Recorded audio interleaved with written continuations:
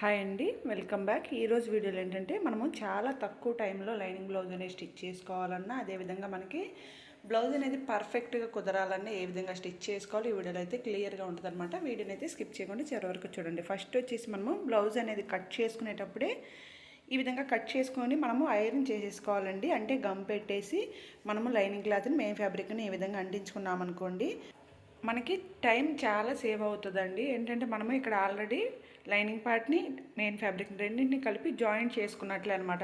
అంటే మనం ఇక్కడ గమ్ పెట్టి అంటించేస్తున్నాం కదా, మరలా జాయింట్ చేసే పని ఉండదు అనమాట. ఇందులో మనకి 10 minutes వరకు మనకి టైం అయితే సేవ్ అవుతుంది అనమాట. అదేవిధంగా మెయిన్ ఫ్యాబ్రిక్ లైనింగ్ క్లాత్ ఈ విధంగా ఐరన్ చేసుకోవడం వల్ల ఇంకొక బెనిఫిట్ ఏంటంటే మనకి ముడత అనేది ఉండదండి. అసలు బ్లౌజ్ అనేది ముడత అనేది అస్సలు రాదనమాట.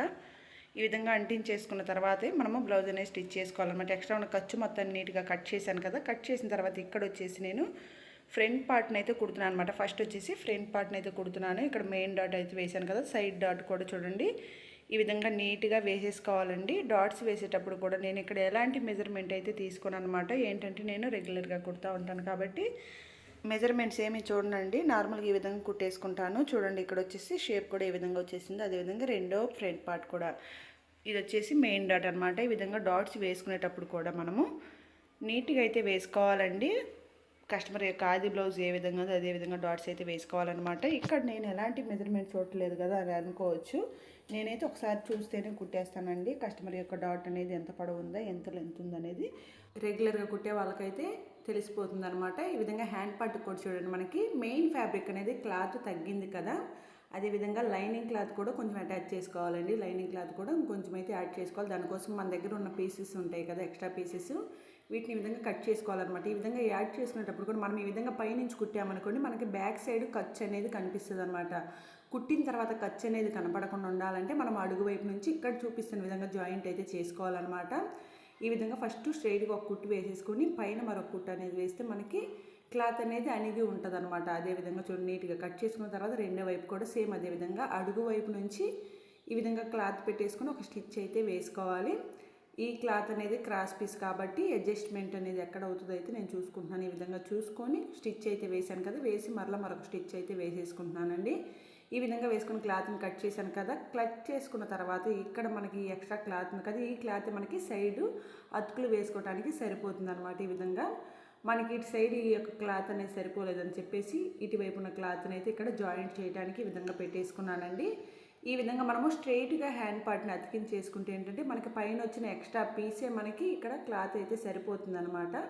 అంటే సైడ్ ఎక్స్ట్రా ప్యాచెస్ అనేది యాడ్ చేసుకోవాల్సి వస్తే పైన క్లాత్ ఉంటుంది కదా, ఆ క్లాత్తో ఈ విధంగా వేసేసుకోవచ్చండి. ఎక్స్ట్రాగా మనము మరలా క్లాత్ తీసుకునే పని ఉండదు.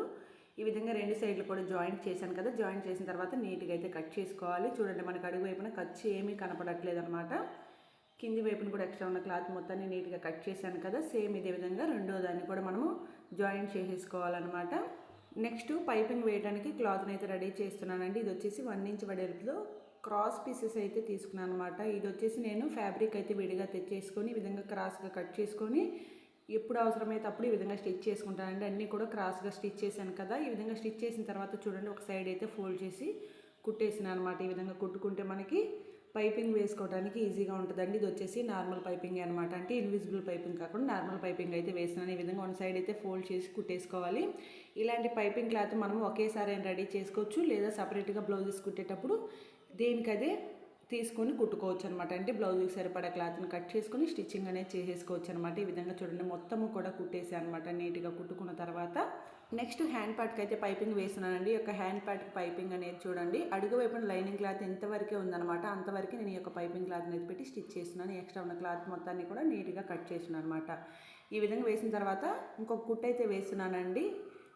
ఈ విధంగా వేసుకొని చూడండి ఇప్పుడు వచ్చేసి పైపింగ్ థ్రెడ్ ఉంటుంది కదా, ఆ థ్రెడ్ని అయితే తీసుకోవాలి. ఇది వచ్చేసి మనకి 10వ నెంబర్ థ్రెడ్ అనమాట. ఈ థ్రెడ్ని ఖర్చు యొక్క పై వైపుని పెట్టేసుకొని చూడండి పాదాన్ని కూడా మార్చలేదండి. ఇక్కడ నేను ఎలాంటి పాదాన్ని మార్చకుండా స్ట్రెయిట్గా కుట్టు అయితే వేసేస్తున్నాను అనమాట. చూడండి ఎంత నీట్గా పర్ఫెక్ట్గా మనకి పైపింగ్ అనేది వస్తుంది. మనకి థ్రెడ్ ఎంత లెంత్లో ఉందో అదే లెంత్లో పైపింగ్ అనేది వచ్చేసింది అనమాట. ఎక్కడ ఎలాంటి తేడా లేకుండా మనకి నీట్గా పైపింగ్ అనేది వచ్చింది కదా, మీరు కూడా చూడొచ్చు. ఇదే విధంగా రెండో హ్యాండ్ పార్ట్ని కూడా మనం నీట్గా అయితే థ్రెడ్ పైపింగ్ అయితే చేసేసుకోవాలి.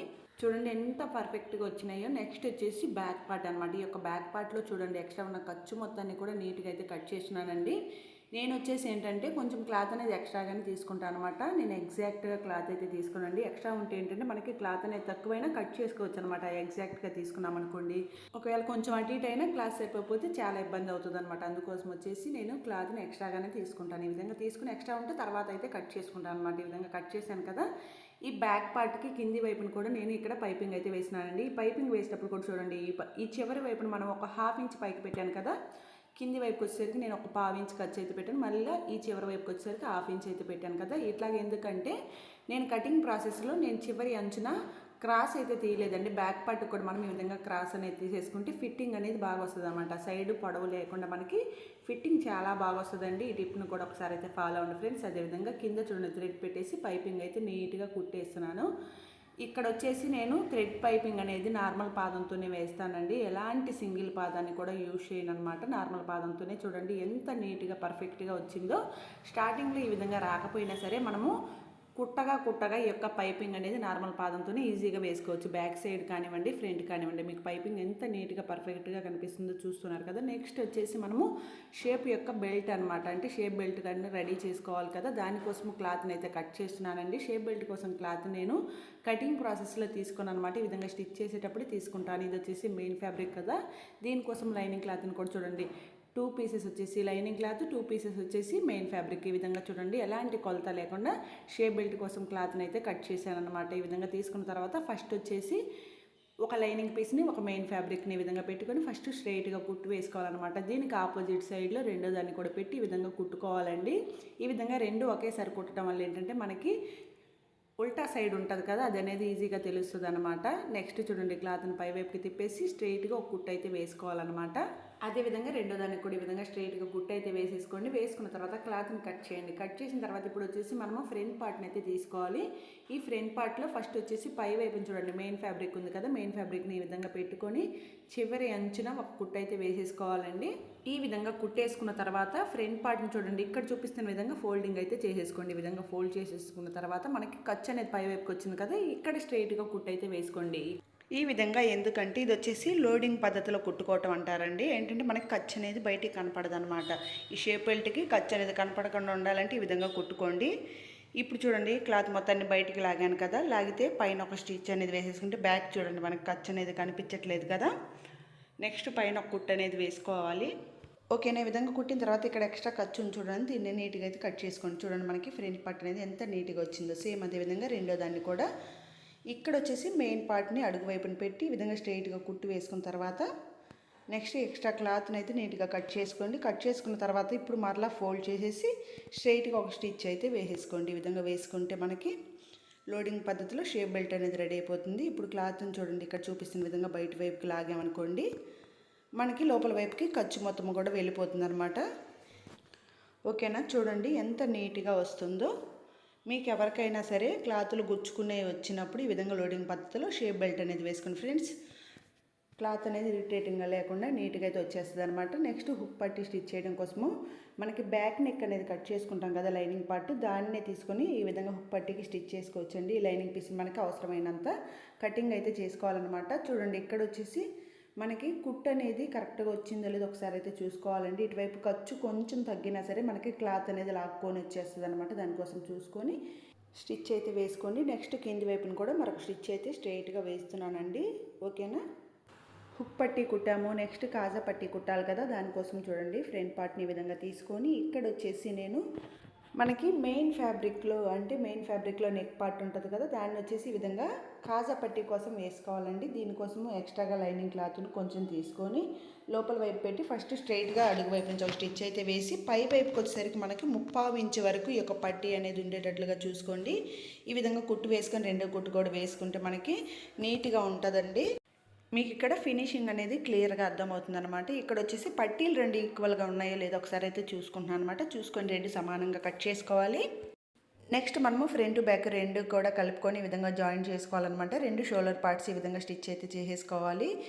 అదేవిధంగా రెండో వైపు కూడా షోల్డర్ పార్ట్ని ఈ విధంగా రెండు కుట్లు అనేది వేసుకోవాలండి. ఈ విధంగా వేసేసుకున్న తర్వాత నీట్గా మనము ఖర్చు అనేది కట్ చేసుకోవాలన్నమాట. కట్ చేసుకున్న తర్వాత ఈ విధంగా పైపింగ్ అనేది వేసుకోవాలన్నమాట. ఈ పైపింగ్ వేసేటప్పుడు కూడా చూడండి మరీ చివరికి కాకుండా చూడండి ఒక పావు ఇంచ్ అనేది ఖర్చు పెట్టేసుకుని ఈ విధంగా నెక్ చుట్టూతా కూడా స్టిచ్ అయితే వేసుకోవాలండి. పైపింగ్ కోసం థ్రెడ్ని ఎప్పుడైనా సరే అంటే పైపింగ్ క్లాత్ని ఎప్పుడైనా సరే మనము క్రాస్ పీసెస్ తీసుకుంటే మనకి చాలా బాగా వస్తుందండి. పైపింగ్ అనేది స్ట్రైట్ పీసెస్తో అంత నీట్గా అనిపించదు అనమాట. నేను ఎప్పుడు పైపింగ్ వేసినా సరే క్రాస్ పీసెసే యూజ్ చేస్తాను.